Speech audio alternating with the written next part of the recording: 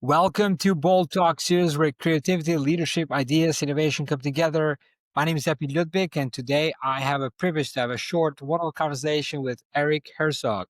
Eric, great seeing you. Welcome to our Bold Talk Series. How are you? Great. Thank you very much for inviting us to participate with Bold Talks. You guys do great things, have great sessions that really educate everyone in the industry. So again, thank you for including us. Well, fantastic. Well, first thing, congratulations on the announcement of Lenovo acquiring the company. So that must be exciting for you and for Infinidat team. Yeah.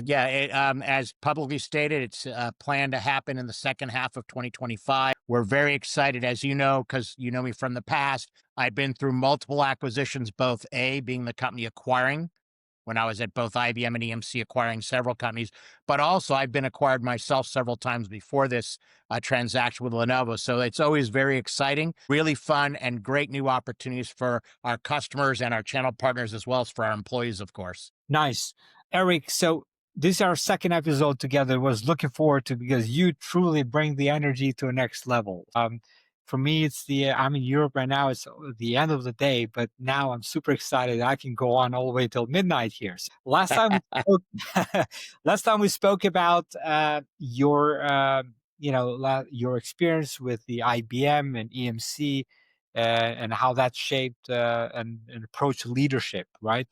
What's one early cybersecurity or marketing moment that still influenced you how you lead today? Sure. Well, when we look at it from just a marketing perspective, I started in product management. In the startup side, I've worked as a CRO, as well as run all the support and service angles, and even done manufacturing and HR at the startup level. So I've got a real appreciation of how everybody needs to work together. Business is a team sport. It's not swimming. It's not tennis, right? It is a team sport. It's what you call football, we call soccer, American football, baseball, basketball. It's a team sport, not an individual sport. So I think throughout all the years, whether I've been in Fortune 500 companies like IBM, EMC, and Maxtor Seagate, all Fortune 500s, or been in the startups, the more a marketing team works with the sales team and the product team and the support teams and creates a holistic story that delivers real business value, not just technical value. Remember, especially if you're in the high end of business to business, you're not selling something for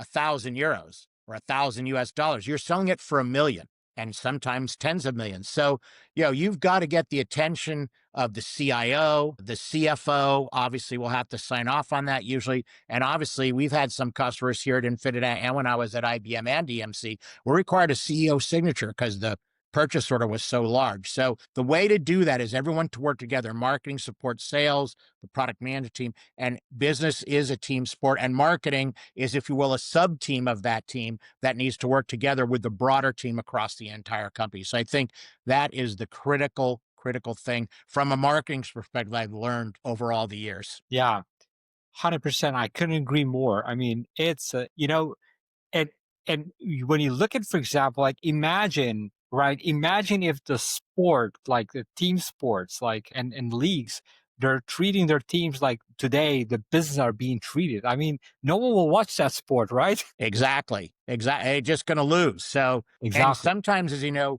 teams that don't look that good when you look at the piece of paper, right? And the sports analysts, and they're winning. Why? Because they work together as a team. And other teams with what we in the States call the all-stars, right? The best players in the league. For some reason, sometimes they're not winning the championship. Why? Because they don't work together. So, and in business, again, the same thing. You love to have superstars in your company, and smart companies really do have a lot of them. Still got to work together. Still got to work together to be successful and to achieve the goals of the company. Yeah. With that, Eric, so why do you think teams don't really work together? What is the root cause that causes? Is it office politics? Is it misalignment? Is it like what is it exactly? Yeah, no, I think what it is getting into a functional silo. So within marketing, you've got product marketing, technical marketing, solutions marketing, demand gen, digital marketing, the website, press and analyst relations. So if they're all in a silo, same thing in sales, right? You have field sales. Usually you have the sales engineering teams. You usually have channel sales for companies that use the channel. So that's a separate team with a separate channel sales technical resource. Often post support and services under the CRO in most companies. So then you've got that after the fact. And you've got things like sales operations to handle the nuts and bolts of processing a PO, making sure the product ships out the door. So in sales and marketing and in most other functions, there are silos, right? Accounts payable, accounts receivable, right? The guys, especially in the big corporations that manage the financial calendars and literally the financial results. That's different from accounts payable, accounts receivable, et cetera. So that is a big deal. And if you don't have all of that together, that's the problem is you have functional silos at the big level, sales versus marketing versus finance versus engineering versus product management. And then within those, there are sub-silos. And I think you have to break those walls down and work together. For example, I meet with our product management team. I don't have product management here. I did at IBM and EMC, but here I don't. I meet with them every other week. And in fact, we probably talk to their guys, my team, almost every week. My channel and field marketing teams meet with their equivalents every week. So in the European side, that would include the various countries where InfiniDat is located. In the US, we're divided into 4 regions. So every week, Lindsay, who works for me, she meets with all 4 of the regions in the US. Corinne and Rebecca meet with the German team.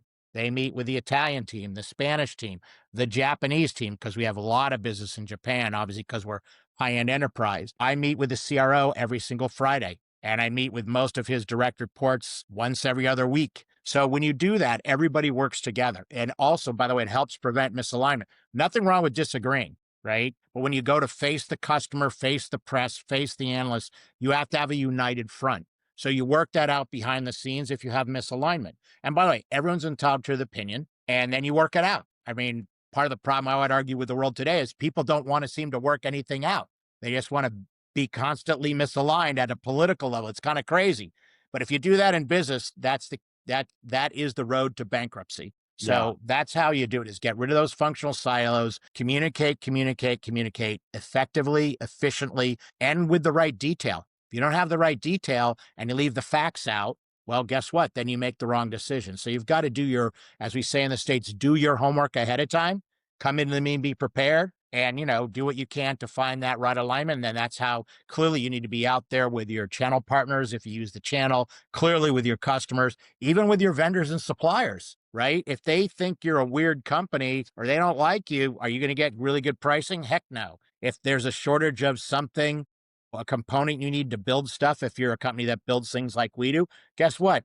Yeah, they'll get it to you and they'll get it to you because you're a customer, but you're kind of at the end of the queue, right? And you don't want that. So that's why that united front and breaking down of those silos is critical. Wow, that's amazing. I learned this from my mentor in early days, is that in order for you to disagree, first we need to agree to disagree. And so a lot of the times, like what we do is like we go straight and like we try to disagree with other opinions, and we really don't have a really proper conversation. And you said really like, over preparedness. Like I remember Andrew Agassi used to say, like, if you don't prepare, if you don't practice, you don't deserve to win. That's again from a tennis player. It's the same thing for a business, right? Absolutely. That's why the best teams in the world in whatever sport it is, when you watch the sports show, yes, there's the games, but what do they show? The practices ahead of time, the practices out of season, how the teams get together. Now, in an individual sport like Andre Agassi, you still have to practice nonstop. And by the way, all of those professional tennis players have a team around them. Sometimes they have 2 coaches, right? On tennis, they have a physical trainer now, right? For weights and running. They often have a nutritionist because let's face it, human bodies are not just working out. If you don't put the right stuff in, it doesn't matter how well you work out, right? If you just eat fat and you try to lift weights, guess what? You're not going to get muscle. You need to eat the right diet. And, obviously that also helps prevent disease. So even someone like a tennis player or swimmer, they often have this team of experts that they work with, right? And that's a big deal. And clearly in team sports, that's what they do. So practice makes perfect. And that's why I said, when you're breaking down the silos, nothing wrong with disagreeing, but you do that in private. I saw an incident not with my company, actually, when I was at a channel partner meeting actually recently, and I saw the two guys on stage presenting to 35 channel partners from the same company disagree in front of the customer, right? The channel partners are supposed to resell their stuff to end users. Why would you do that if the guys in the company can't even agree and they're trying to teach you something and they're disagreeing with each other in front of you? They should have prepped that ahead of time. Yeah, 100%. Um, Eric, we discussed this before at our last session about the resilience and you wanted your product in InfiniSafe. But I want to go deeper in this. Like, how do you market a product that's essentially preparing companies for their worst day without leading with, Right. because fear, it's like gets people up, but like, how can we do without really using the fear? Well, so first of all, the fact that there's going to be a cyber attack, it's not when, it's how often, right? The average enterprise, as documented by security analysts, suffers about 1,700 cyber attacks every single week. So thinking they're never going to get in is just not being prepared. I view it, and the way I talk to customers and the channel partners who sell to our customers is think of a cyber attack as a disaster. Fire in the data center. Out here in California, where I'm from, Silicon Valley, or anywhere around the infamous Ring of Fire, right? Japan, Southeast Asia, got earthquakes. Well, guess what? Even a Cat 5 data center probably can't survive an earthquake. So you probably need a disaster recovery plan, right? Hurricanes, the tsunami warning that just came out, right? That earthquake off the Russian coast caused tsunami warnings across the entire Pacific, both in the Eastern Pacific, right, along all the way there, and all the way across into the Western Pacific. Hawaii, California, Alaska, all had tsunami warnings. So you need to make sure that cyber is inevitable. It's going to happen. So you have to have a preparedness program. And if you treat cyber like another type of disaster, which is well known in IT, we need to have a disaster plan, blah, blah, blah, blah, blah. Then you do the exact same thing and include cyber in that. You also, when you do talk to the customers, you need to involve a broader thing. We're a high-end enterprise storage company. InfiniSafe, as we've discussed before, has now won 19 awards, both from the storage press, but also from the cybersecurity expert level, not just from the storage guys. But at the same time, the people responsible for storage only, they're not usually responsible for security. So you have to bring together, in their case, break down their functional silos. The CTO's team, the CISO, right, the security team, and the storage team, all working together to realize it is a disaster and we need the right kind of enterprise cybersecure storage to become part of a comprehensive cybersecurity strategy. What I tell, and it's actually in a video that I did, it was pretty funny, but I got it from presenting at one of the Gartner cybersecurity conferences, I said, look, if you don't include enterprise storage in your comprehensive cybersecurity strategy, you're going on holiday, you unlock and open every window and every door in your home, you post on every possible social media that you're going on holiday or vacation, as we would call it in the US, for 2 weeks. You put a billboard on the closest highway, right? One of those billboards on the highway, the advertising saying, Eric Herzog is going on holiday. Here's his address. And you have a sign right in front of your house, a big sign on your front yard that says, come steal my stuff, and your door is wide open. And then you put all your valuables, jewelry, your computer, if you have any valuable pictures, right? You put them right on the front, right by the front door so they can steal it and walk away. That's what happens if you don't include storage in a comprehensive enterprise cybersecurity strategy. Storage is where 90% or more of an enterprise's data lives. So you want to make sure that's part of your cybersecurity strategy. Wow. What a great analogy, Eric. And you talk about the CIOs and CMOs and that mix of the audience, given that the complexity of the audience and on-premises, hybrid and multi-cloud environments, how do you avoid getting lost in the weeds when it comes to messaging in a marketing? Yeah, okay, that's critical. So the way we message it is you have to nest your messaging from the top level person You have to to the nest most the messaging, technical. you said. Nest the messaging, right? Yeah, nest the messaging from the top level down to the lowest level and change the messaging as you need to. You also need the messaging to reinforce each other. Okay. So you need messaging that makes a lot of sense to a storage person, which may have a slightly different angle to it, right? And then when you're talking to the security team or the CISO, you have to take a different angle. I think of it as this way. I have 3 children. I talk to all 3 of them differently. I also talk to each one of them differently at the age. So how do you talk to them when they're a 5-year-old child, then they're 10, then they're 15, and they're in college or university, as you guys call it in Europe, and then they're out working on their own. And then maybe they get married and have kids of their own. So you have to change your message based on the circumstance and situation and be flexible and fluid enough to do it.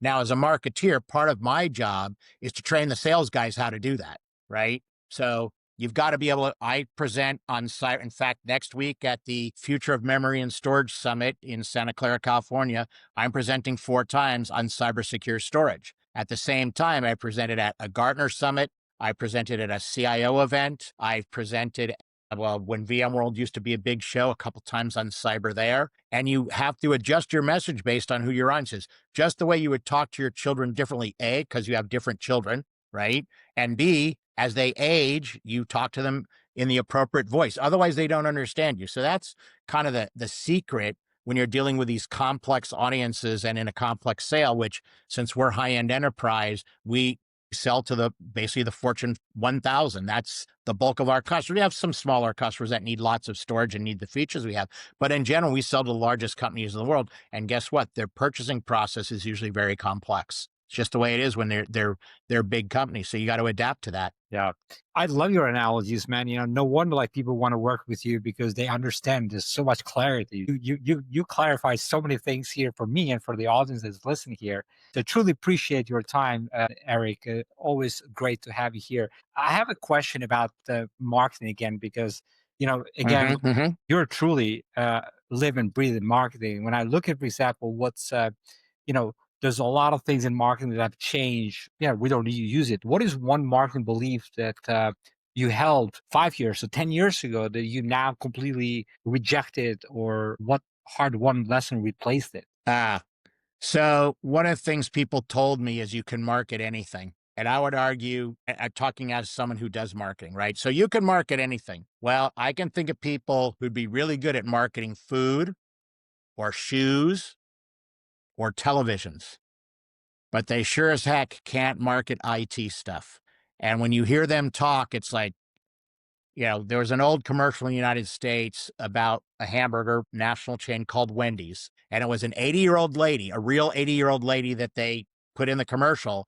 And she would say, "Where's the beef?" So especially in the high tech side, you can't just have specious kind of and soft. It's got to be backed up, A, with both technical and business value. It's item number 1. And B, where's the beef? If you just make stuff up and, and there are things you could do that you can do in business to consumer, then in business to business are the wrong thing to do. And I learned that early on because I was in a bigger company then. And, they brought on some people for marketing who'd never done technology. And man, were they bad. And within 6 months, they got let go. And by the way, for 6 months, since they were supposed to be doing someone's job, right, was extra burdensome to the other employees. And that's the kind of thing you don't like. A, it's not fair to the employees, but B, you damage the company. And I would say the same thing in sales, right? There's some person who's probably the best shoe salesman on the planet. That doesn't mean he or she is going to be the best high-tech salesperson on the planet, right? Yeah. It's different. And you do adapt. It's just like an athlete. Some athletes are really good at a lot of sports, okay? And other athletes aren't, right? And it shows. And when they're doing their sport, they are making millions and millions of euros or dollars, right? They're the guy playing your version of football. But when they come over here to play our version of football, guess what? As athletic as they are, it's not going to work because the sports are so different. And I think that's the difference between business to business marketing and sales and business to consumer marketing and sales. And there's some people who could traverse both, but I find it actually to be very, very rare because in business consumer, I hate to say it, but you could just kind of come up with stuff that isn't really great. Like, wow, isn't it great that we're putting real sugar back into soda? Now, the issue is maybe those things that are diet aren't good for you, but sugar isn't good for you either. So I'm not saying, but you're acting like it's good for you when it isn't. They're both bad for you is the reality. So you should probably drink water, right? It's something that's good for you. But, you just make things up and that not going to work in anything and definitely in high tech. You got to show where's the beef, and that beef has the technical side for the technologist, but also it's got to benefit the company. And again, for people who sell high-end technologies like what we do. And there's other people who do, not just in storage, but in other areas of high tech. I mean, when you buy Oracle software, it's not cheap. It's very expensive. So you've got to be able to justify to the CFO as well as the CIO, this is the value it's going to get by using Oracle. And that's an expensive thing. So I do think that if you do those things right, you'll be successful. If you don't, then again, it's like we talked about earlier with some of the things, it's the road to bankruptcy. And we don't want to do that. Where's the beef? Definitely. I love that commercial, and I truly believe that commercial should be shown in every marketing school. It's like such a classic, but truly it hits the nail. Eric, so great to have you here. Truly looking forward to reconnect again with you. Have a wonderful summer, and looking forward to see you again. Until that time, take care, be great, and be bold always. Take care. Great. Thank you. And love Bold Talks. Thank you, man.